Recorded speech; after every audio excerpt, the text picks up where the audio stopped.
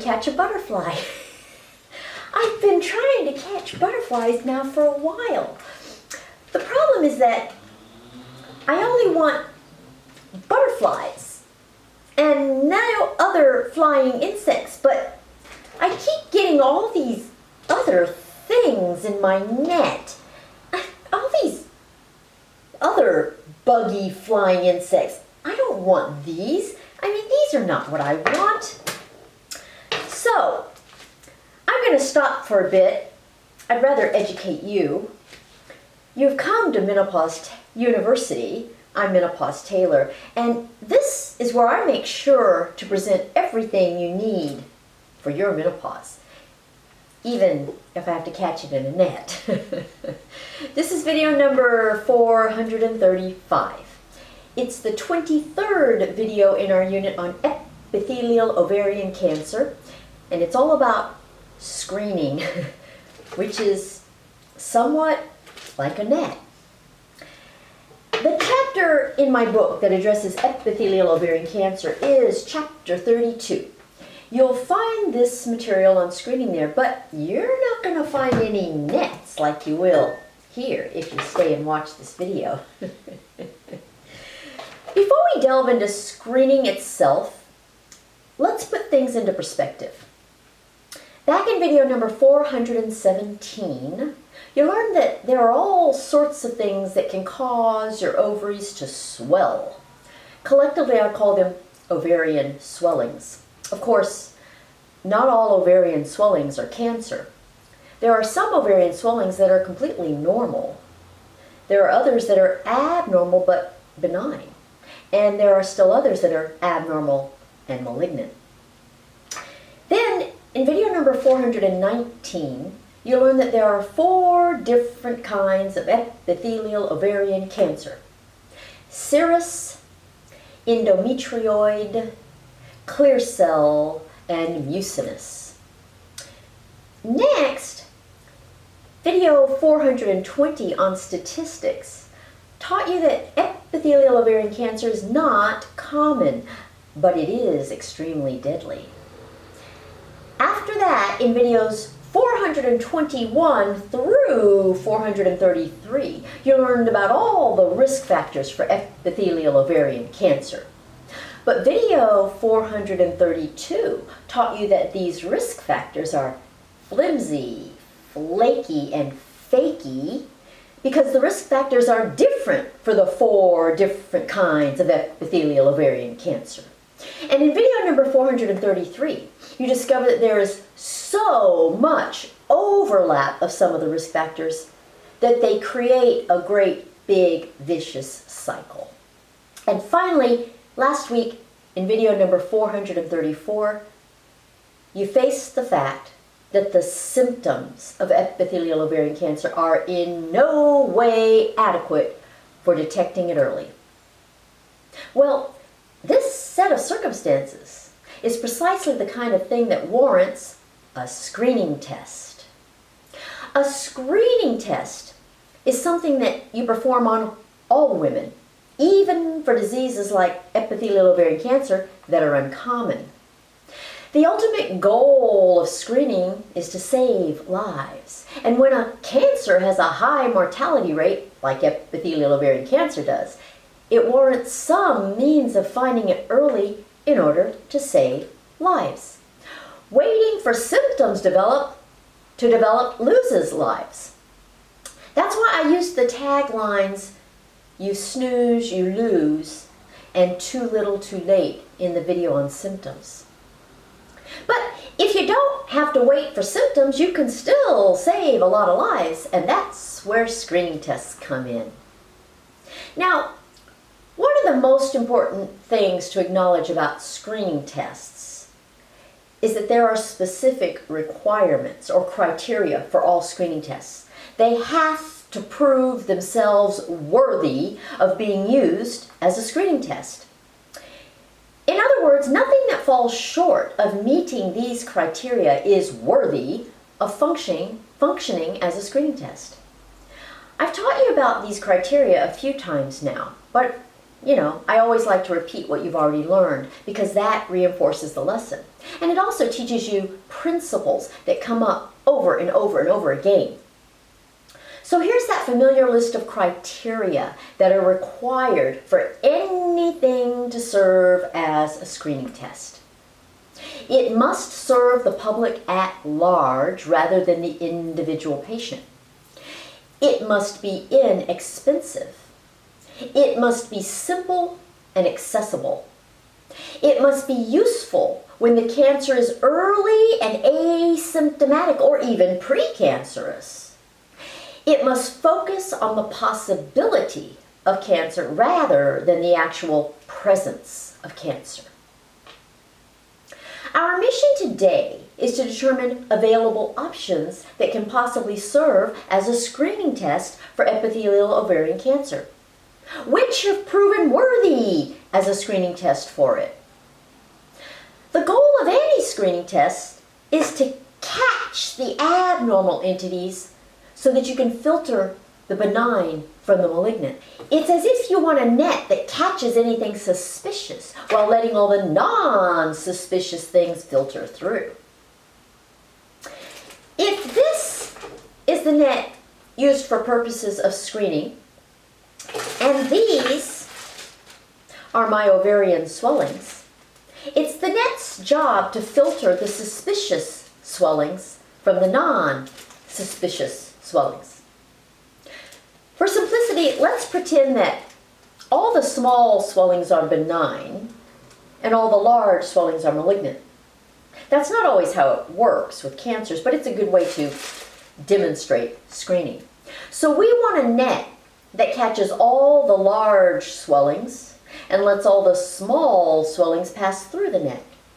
Doing so would make it worthy as a screening test for epithelial ovarian cancer. So, if I put all these swellings in a net, the job of the screen is to filter the benign from the malignant.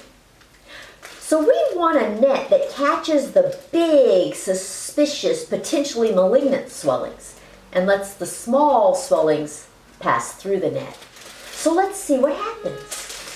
If I put all of these in the net, well, look at that. Of all these ovarian swellings, only a few here are suspicious for malignancy. If I jiggle it around, I get even better results. And there's really only, wow, a lot of them are falling on the floor as you can hear. We don't care. Look at this. There's only a few left. All the others were false alarms. So this net would prove to be a worthy screening test. Not all of these in the net will ultimately be malignant, nor will they all be cancers. But this worthy net will focus our attention on those most likely to be malignant cancers. A worthy butterfly net would catch only butterflies and bypass all the other flying insects. I don't think there is such a net. So the goal of screening is just to direct our focus to the swellings that are likely to be cancer. It does not provide a diagnosis. It is not exact. It is merely a way of sorting out the ovarian swellings. What we do not want in a screening test is a net that does a poor job of filtering ovarian swellings that are suspicious for malignancy from those that are not suspicious for malignancy. So, if this is the net used for purposes of screening, and if these, once again, are my ovarian swellings, and if I put them in the net, if I put all these swellings in the net, this one does a terrible job of filtering the benign from the malignant. It caught almost all of the ovarian swellings. It did not separate the suspicious from the non-suspicious ones. I mean, basically, everything's in there. So this pink net proves to be an unworthy screening test for epithelial ovarian cancer. as I try to catch only butterflies in my net, I am likely to get some moths, ladybugs, all kinds of flying insects of any number of characteristics. But my only interest is in the butterflies. Unfortunately, my net catches all sorts of things. So this net is not worthy of catching only butterflies. It catches anything that flies. A worthy butterfly net would filter the flying objects of interest from all the others. And this is precisely how we use any screening test. In our unit on cervical cancer, you learned that the Pap smear and the HPV test are worthy screening tests. They don't tell you if you have cervical cancer or not. All they do is alert your doctor to the possibility that you do, so that he or she can perform other tests to confirm or rule out cervical cancer. The other tests are not as easy as the screening test, but they are not invasive either. For an abnormal screening Pap or HPV test, your doctor looks at your cervix with a colposcope, that's a microscope, takes some biopsies, and gets a diagnosis. So you don't have to endure any big invasive surgical procedure just to get a diagnosis. And this is all because the Pap smear and the HPV test are such worthy screening tests. When it comes to screening for breast cancer, the principle is the same. There are 3 types of screening for breast cancer: your self-breast exam, your doctor's clinical breast exam, and your radiologist's radiographic exam, the most common of which is a mammogram. All of these serve merely to filter the suspicious findings from the non-suspicious findings. They are all worthy, albeit to different degrees. For the suspicious findings, you have another radiologic exam, a needle aspiration, or a biopsy. And that's how you get an actual diagnosis of breast cancer. The screening process sets the stage for making you endure only what's necessary in order to get an accurate diagnosis. Some cancers produce symptoms early in the course of the disease. These early symptoms can even serve as somewhat of a worthy screening test themselves. And that's because the goal of screening is to catch things early. Other cancers do not produce symptoms early in the course of the disease. In those cases, a screening test is the only way you'll diagnose the disease at an early stage. Without the screening test, the cancer advances to the very late stages before there is any indication of its presence. In last week's video, you learned that epithelial ovarian cancer is a cancer that does not present any early symptoms. The symptoms of epithelial ovarian cancer fall into the categories of you snooze, you lose, wrong place at the wrong time, and too little, too late. So it's precisely the kind of cancer for which we definitely need a worthy screening test. So what screening tests do we have for epithelial ovarian cancer? I can't hear you. Oh, I guess you're not saying anything. Well, let's consider all the possible screening tests for epithelial ovarian cancer. There are actually 3 categories of possibilities: pelvic exam, radiologic exam, and laboratory exam of your blood.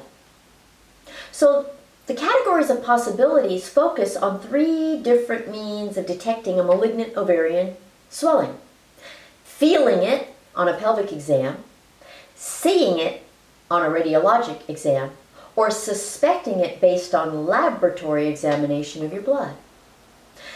I'll go through these one by one, assessing the utility of each as a screening test. And we'll designate whether each is worthy, belonging in a treasure chest, worthy, or unworthy, belonging in a trash can. First, we have pelvic exam as a screening test. Now, pelvic exam as a screening test is this. It involves going to your doctor on a regular basis. Now, this would most likely be once a year. And historically, women did go to their doctors for a pelvic exam once a year. But recently, the time interval has been lengthened to every 2 or even every 3 years.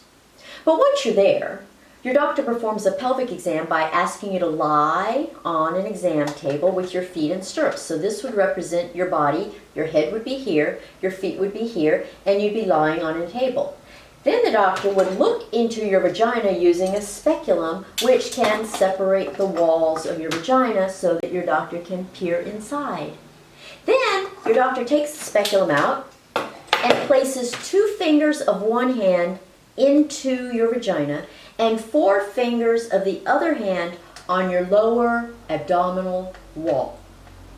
Now, the part of this exam that could possibly serve as a screening test is this last part, called the bimanual exam. A bimanual exam is when your doctor inserts 2 fingers of one hand into your vagina and places 4 fingers on the other hand on your lower abdomen.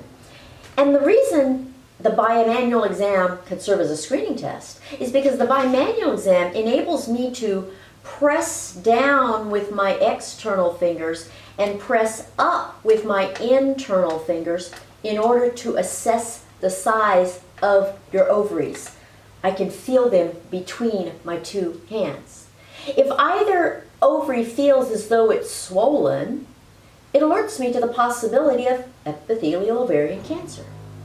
But there are some inherent problems with using a pelvic exam as a screening test. First, all doctors are not equally skilled at assessing the size of ovaries on pelvic exam. So this would not provide a consistent screening method from patient to patient. A doctor who is very skilled at pelvic exams might detect an ovarian swelling very early when it's still tiny. A doctor who is not skilled at pelvic exams might not detect an ovarian swelling until very late when it's already quite large. So that makes it unworthy. Second, whether or not one would label the size of an ovary as swelling is subjective. Oftentimes, a doctor fails to feel the ovary at all and mistakes something else for an ovary. That makes it unworthy also. Third, not all ovarian swellings are abnormal. Women who are still having menstrual cycles form an absolutely normal functional cyst every time they ovulate. And many other swellings are of no consequence at all. So that is yet another thing that makes it unworthy.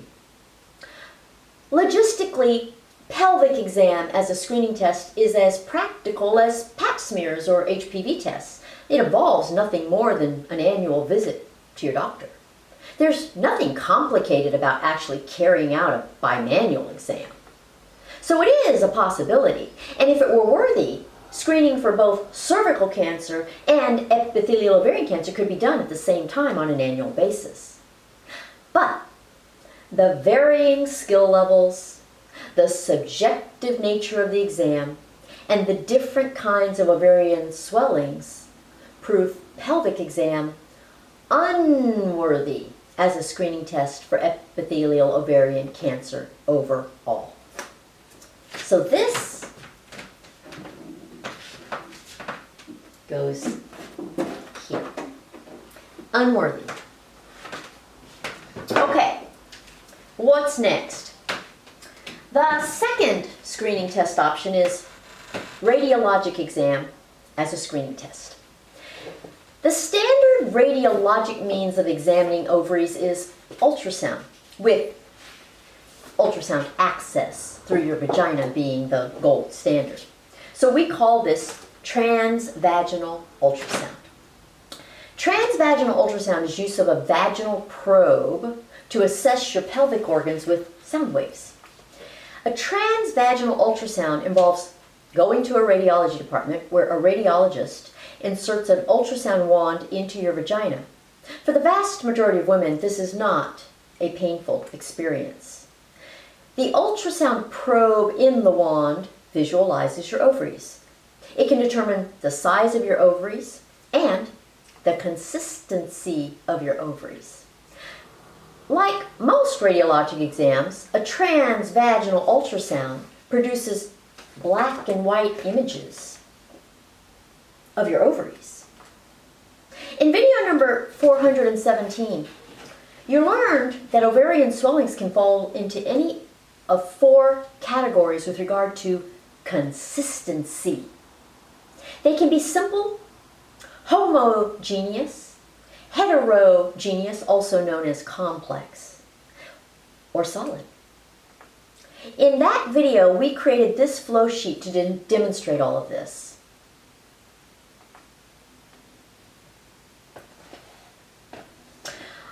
A simple ovarian cyst is a normal swelling that contains clear fluid. A homogeneous ovarian swelling is an abnormal swelling that contains a uniform substance with a consistency somewhere between liquid and solid throughout the entire swelling. It's all the same throughout the whole swelling, it's just some are more liquid than solid. A complex or heterogeneous ovarian swelling is an abnormal swelling that contains a variety of substances ranging between liquid and solid. There's just about everything in the world in there. And a solid ovarian swelling is an abnormal swelling that contains dense, solid material throughout the entire swelling. The general trend is that the more solid the swelling, the more likely it is to be malignant. However, you discovered that the consistency of an ovarian swelling alone does not dictate its likelihood of malignancy.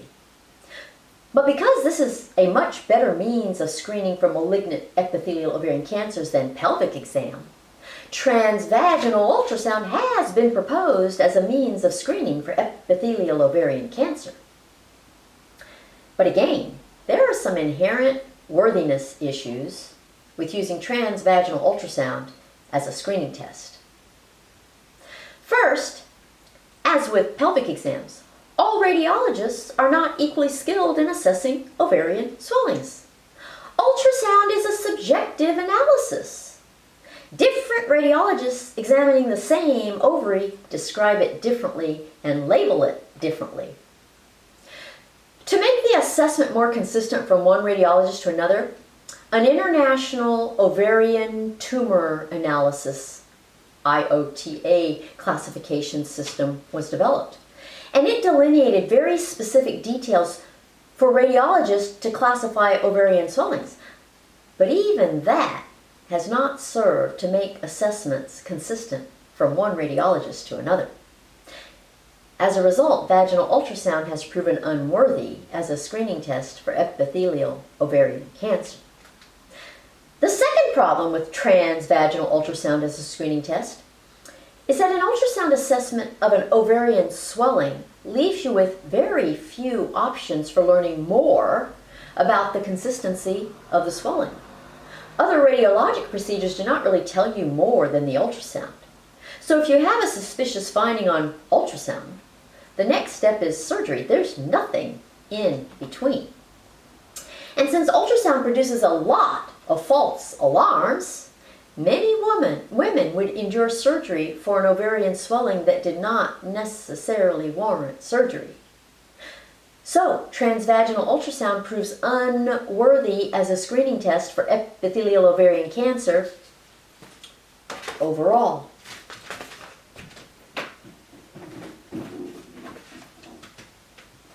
Into the trash bin. The third screening test option is examination of your blood as a screening test. Now, the idea behind blood exam is to evaluate your blood for any substance that becomes abnormally elevated in the presence of epithelial ovarian cancer. We have a special medical term for this kind of blood test. It's called tumor marker. A tumor marker is the presence of a naturally occurring substance in your blood that increases in quantity due to the presence of cancer. Different kinds of tumor markers can detect different kinds of cancers. When it comes to epithelial ovarian cancer, the tumor marker that has been studied the most for purposes of screening is cancer antigen 125. Most people know it as CA125. So CA125 is a normal substance in your blood. The normal range is 0 to 35 units per milliliter. Well, if 35 is the upper limit of normal, a value higher than 35 could possibly be used as a screening test for epithelial ovarian cancer. But to serve as a screening test for epithelial ovarian cancer, CA125 has to meet two very important requirements. It has to be specific, known as specificity. And it has to be sensitive, known as sensitivity. Specificity means that in order for CA125 to be a screening test for epithelial ovarian cancer, an elevation in CA125 has to be specific for epithelial ovarian cancer. It cannot be due to some other disease. Unfortunately, CA125 fails in this regard. It can be elevated with many things other than epithelial ovarian cancer, including infection, endometriosis, and benign ovarian tumors. Ultimately, only 1 in 100 increased CA125 levels will be due to epithelial ovarian cancer. That makes it unworthy as a screening test. Sensitivity means that an elevation in CA125 must be a consistent and reliable consequence of epithelial ovarian cancer. In other words, epithelial ovarian cancer must always cause an elevation in CA125. Unfortunately, this is not the case either. Only 50% of women with epithelial ovarian cancer will have an elevation in CA125. That makes it unworthy as a screening test also. So because of its poor specificity and sensitivity for epithelial ovarian cancer, the CA125 proves unworthy as a screening test for epithelial ovarian cancer overall. Into the trash bin it goes as an unworthy test. Ladies, this means that all 3 possible means of screening for epithelial ovarian cancer have proven unworthy. All unworthy. And that means we do not have a screening test for this disease at all, even though it is one of the deadliest cancers of all. We have no way to screen the entire female population for it. Now, I know you're probably thinking that maybe we should just use all 3 of these tests together as a screening test. And that has definitely been proposed. But there are some inherent problems with that possibility too. I'll be touching on some of them in the next video. The bottom line is that finding a worthy screening test for epithelial ovarian cancer is more complicated than you might imagine. And this is true for a number of reasons. The first reason finding a good screening test for epithelial ovarian cancer is so difficult is because of the steps that follow any screening test that is suspicious for cancer. You've seen that screening tests for other cancers are followed by a non-invasive procedure that can make the actual diagnosis. If your pap smear or HPV test is positive, you have a colposcopy with biopsies. If the biopsies are negative, you're done. You didn't have to endure anything more. Only if your biopsies are positive do you have to endure an office procedure to destroy or remove the abnormal cervical cells. If your self-breast exam or clinical breast exam is suspicious for a breast mass, you get a mammogram. If the mammogram is suspicious, you have a fine needle aspiration or a biopsy. If the aspiration or biopsy is negative, you're done. You don't have to endure anything more. Only if the aspiration or biopsy is positive do you have to endure a surgical procedure to remove the mass. But things are not that simple with epithelial ovarian cancer. If you have a positive screening test for epithelial ovarian cancer, you have to undergo a major surgical procedure to even make the diagnosis. And it could all be a false alarm. If it were a false alarm, you would have endured all the risks of surgery and anesthesia just to rule out the possibility of epithelial ovarian cancer. You may even have undergone removal of normal organs only to discover that they were normal after they were removed. So this brings us to something called positive predictive value. Positive predictive value is the ratio of the number of actual cancers to the number of positive screening tests. And since positive predictive value is given as a percentage, you multiply the answer by 100. So the final equation is as follows. Positive predictive value designates how well a screening test finds only real cancers. The importance of positive predictive value depends on the steps or procedures that follow the screening test. If a positive screening test results in only a minor, simple procedure, then the positive predictive value can be very high without harmful effects. For instance, if the positive predictive value for Pap smears or HPV tests is 100, it means that 100 women have to get colposcopies and biopsies in order to find just one woman with cervical cancer. Is that acceptable? Of course it is. Why? Because the consequence of a positive Pap or HPV test is merely a colposcopy with biopsies. And it is worth putting 100 women through colposcopies and biopsies in order to detect one woman with cervical cancer and possibly save her life. But for epithelial ovarian cancer, the positive predictive value addresses the question, how many women should have to undergo a major surgical procedure just to get a diagnosis in order to detect just one woman with epithelial ovarian cancer and possibly save her life? How would you answer that question? If the positive predictive value of any of these three screening tests, or all three together, was 100%, 100 women would have to undergo major surgery in order to diagnose just one epithelial ovarian cancer. A low positive predictive value of just 10% would mean that 10 women would have to undergo major surgery in order to diagnose a single case of epithelial ovarian cancer. Where's the right balance?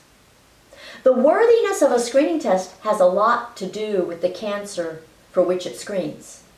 If the screening test is followed by an invasive procedure, it's difficult to find it worthy. If the cancer is difficult to diagnose, it's difficult to find it worthy. And both of these are true for epithelial ovarian cancer. On the other hand, if the cancer is extremely deadly, it's more critical to find a worthy screening test. And epithelial ovarian cancer is most definitely an extremely deadly cancer.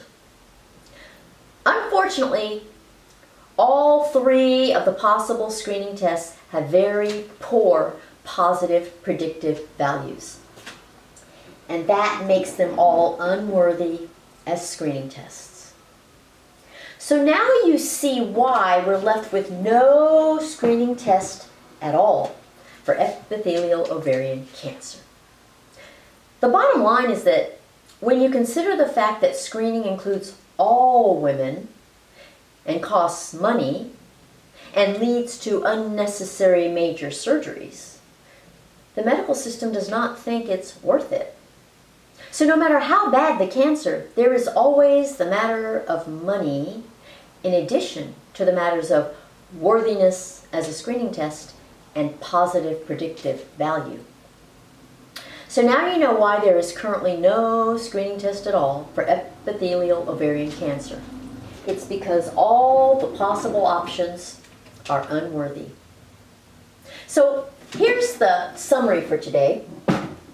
There are 3 possible screening tests for epithelial ovarian cancer: pelvic exam, transvaginal ultrasound exam, and blood exam of CA-125.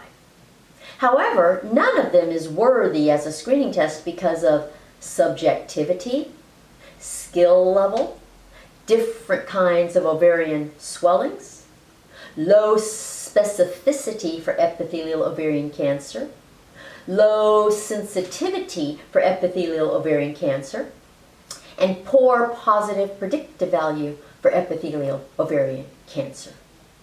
And of course, I made you a little chart bearing all this information.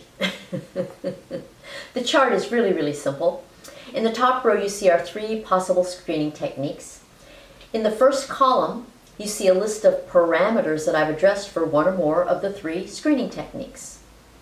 And in the cells, you see that not a single one of these options is worthy of serving as a viable screening test for epithelial ovarian cancer. The bottom line in the chart, both literally and figuratively, is the final vote on each option as a screening test. And you see that they are all unworthy. You can find this chart at menopausetailor.me or in the description box below the screen. So, if we depict the current state of screening for epithelial ovarian cancer as a diagram, we get this. Well, in situations where there's no screening test, what happens? Well, doctors usually try to do the next best thing, which is something called risk assessment. So that's what we'll discuss next week. You are worthy of a consultation. All you have to do in order to have one is go to menopausetailor.me to schedule it. I do them all via video conferencing, so it doesn't matter where you live. You are worthy of a subscription to this YouTube channel and my newsletter. All you have to do is sign up here and now. And you are worthy of all the things you'll discover on social media. So go to Facebook, Instagram, Twitter, and TikTok to find me. You are definitely worthy of another tutorial in a week. So I will be back to deliver it. Bye!